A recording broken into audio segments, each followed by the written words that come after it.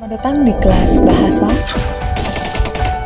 Yuk belajar bahasa Indonesia. Hikayat si miskin.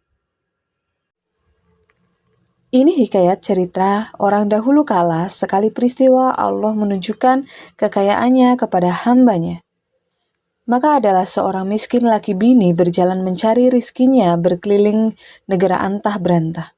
Adapun nama raja di dalam negara itu, Maharaja Indradewa. Namanya terlalu amat besar kerajaan Baginda itu. Beberapa raja di tanah dewa itu takluk kepada Baginda dan mengantar upeti kepada Baginda pada setiap tahun. Hatta, maka pada suatu hari Baginda sedang ramai dihadapi oleh segala raja-raja, menteri, hulu balang, rakyat sekali di penghadapannya. Maka si miskin itu pun sampailah ke penghadapan itu. Setelah dilihat oleh orang, si miskin laki bini dengan rupa kainnya seperti dimamah anjing rupanya. Maka orang banyak itu pun ramailah ia tertawa seraya mengambil kayu dan batu. Dilemparilah akan si miskin itu kena tubuhnya habis bengkak-bengkak. Segala tubuhnya pun berlumur dengan darah. Orang pun gemparlah. Maka titah Baginda, apakah yang gempar di luar itu? Ya tuanku, Syah Alam. Orang melempar si miskin tuanku. Suruh usir jauh-jauh. Maka diusir oranglah akan si miskin hingga sampailah ke tepi hutan. Maka orang banyak itu pun kembalilah. Maka hari pun malamlah. Maka Baginda pun berangkatlah masuk ke dalam istananya itu. Maka segala raja-raja dan menteri, hulu balang rakyat, sekalian itu pun masing-masing pulang ke rumahnya. Adapun akan si miskin itu apabila malam, ia pun tidurlah di dalam hutan itu. Setelah siang hari, maka ia pun pergi berjalan masuk ke dalam negeri mencari rizkinya. Maka apabila sampailah dekat dengan kampung orang, apabila orang yang empunya kampung itu melihat akan dia, maka diusirlah dengan kayu. Maka si miskin itu pun larilah. Maka masing-masing pun datang, ada yang melontari dengan batu, ada yang memalu dengan kayu. Maka si miskin itu pun larilah tunggang langgang. Tubuhnya habis berlumur dengan darah. Maka menangislah ia berseru-seru sepanjang jalan. Dengan tersengat lapar dahaganya seperti akan mati rasanya. Maka ia pun bertemu dengan tempat orang membuangkan sampah. Maka berhentilah ia di sana, dicari. Nyalah di dalam sampah yang bertimbun itu barang yang boleh dimakan. Hendak mati rasanya. Ia hendak meminta ke rumah orang takut. Jangankan diberi orang barang sesuatu. Hampir kepada rumah orang itu pun tiada boleh.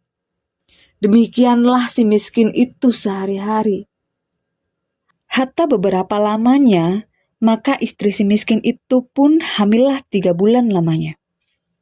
Maka istrinya menangis hendak makan buah mempelam yang ada di dalam taman raja itu. Maka suaminya itu pun terketuk hatinya tatkala ia di keindraan menjadi raja, tiada ia mau beranak. Maka sekarang telah mudorot. Maka baharulah hendak beranak seraya berkata kepada istrinya, "Ayo, hai Adinda, Tuan hendak membunuh Kakandalah rupanya ini. Tidakkah Tuan tahu akan hal kita yang sudah lalu itu? Jangankan hendak meminta barang suatu, hampir kepada kampung orang tiada boleh." Setelah didengar oleh istrinya kata suaminya demikian itu, maka makinlah sangat ia menangis. Maka kata suaminya, "Diamlah Tuan, jangan menangis. Berilah Kakanda pergi mencarikan Tuan buah mempelam. Jikalau dapat oleh kakanda akan buah mempelam itu kakanda berikan pada tuan. Maka istrinya itu pun diamlah. Maka suaminya itu pun pergilah ke pasar mencari buah mempelam itu. Setelah sampai di orang berjualan buah mempelam, maka si miskin itu pun berhentilah di sana. Jikalau ada belas dan kasihan serat rahim Tuan akan hamba, orang miskin hamba ini minta diberikan yang sudah terbuang itu. Hamba hendak memohonkan buah mempelam Tuan yang sudah busuk, barang sebiji sahaja Tuan. Maka terlalu belas hati sekalian orang pasar itu mendengar kata si miskin. Seperti hancurlah rasa hatinya. Maka ada yang memberi buah mempelam, ada yang memberikan nasi, ada yang memberikan kain baju, ada yang memberikan buah-buahan. Maka si miskin itu pun heranlah akan dirinya oleh sebab diberi orang pasar itu berbagai-bagai jenis pemberian. Adapun akan dahulunya, jangankan diberi barang, suatu hampir pun tiada boleh. Habislah dilemparnya dengan kayu dan batu. Setelah sudah ia berpikir dalam hatinya demikian itu, maka ia pun kembalilah ke dalam hutan mendapatkan istrinya. Maka katanya, "Inilah Tuan, buah mempelam dan segala buah-buahan dan makan makanan dan kain baju." Maka istrinya pun menangis tiada mau makan jikalau bukan buah mempelam.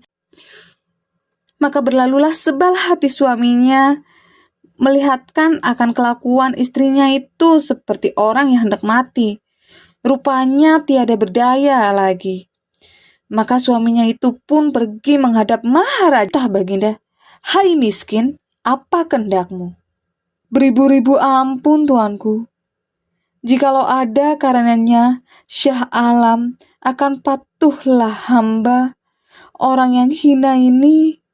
Hendaklah memohonkan daun mempelam Syah Alam yang sudah gugur ke bumi itu barangkali tuanku." "Hendak engkau buatkan apa daun mempelam itu?" Maka sembah si miskin, "Hendak dimakan tuanku." "Ambilkanlah barang setangkai, berikan kepada si miskin ini." Maka diambillah oleh si miskin itu seraya menyembah kepada baginda itu. Lalu keluar ia berjalan kembali. Setelah itu, maka baginda pun berangkatlah masuk ke dalam istananya. Maka segala raja-raja dan menteri hulu balang, rakyat sekalian, itu pun masing-masing pulang ke rumahnya. Maka si miskin pun sampailah kepada tempatnya. Setelah dilihat oleh istrinya akan suaminya datang itu membawa buah mempelam setangkai, maka ia tertawa-tawa. Seraya disambutnya lalu dimakannya, maka adalah antaranya 3 bulan lamanya. Maka ia pun menangis pula hendak makan nangka yang di dalam taman raja itu juga. Maka si miskin itu pun pergilah pula memohonkan kepada baginda itu. Maka sujudlah pula ia kepada baginda. "Baiklah, aku beri buahan barang sebiji." Maka diberikan kepada si miskin itu. Maka ia pun sujud seraya bermohon kembali. Maka ia pun sampailah. Setelah dilihat oleh istrinya itu suaminya datang itu, maka disambutnya buah nangka itu. Lalu dimakan oleh istrinya. Adapun selama istrinya si miskin hamil, maka banyaklah makanan-makanan dan kain baju dan beras, padi dan segala perkakas-perkakas itu diberi orang kepadanya. Hatta maka dengan hal yang demikian itu, maka genaplah bulannya. Maka pada ketika yang baik dan saat yang sempurna pada malam 14 hari, maka pada ketika itu, istri si miskin itu pun beranaklah seorang anak laki terlalu amat baik parasnya dan elok rupanya. Hatta maka dengan takdir Allah menganugerahi kepada hambanya. Maka si miskin pun menggalilah tanah hendak berbuat tempatnya 3 beranak itu. Maka digalinya lah tanah itu hendak mendirikan tiang teratak,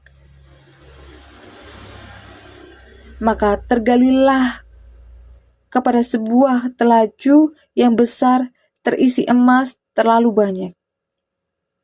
Maka istrinya pun datanglah melihat akan emas itu, seraya berkata kepada suaminya, "Adapun akan emas ini sampai ke anak cucu kita, sekalipun tiada habis dibuat belanja."